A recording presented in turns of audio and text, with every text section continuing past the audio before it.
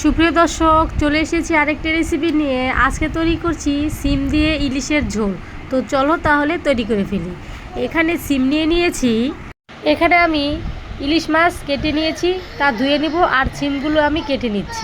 এরপরে আমি চুলায় একটি কড়াই বসিয়ে দিয়েছি, তাতে দিয়ে দিয়েছি আধা কাপ পরিমাণ তেল। তেলটা গরম হয়ে গেলে দিয়ে দিব পেঁয়াজ কুচি।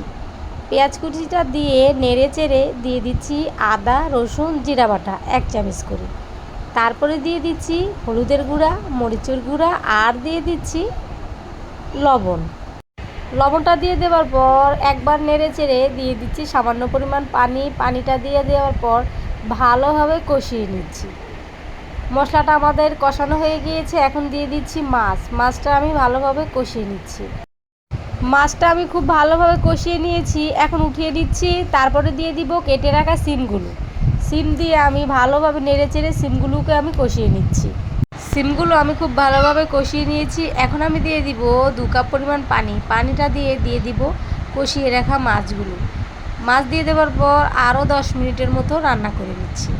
তো ফিরে আসলাম 10 মিনিট পর, রান্নাটা আমাদের হয়ে গিয়েছে। এখন আমি নামিয়ে পরিবেশন করে নিচ্ছি।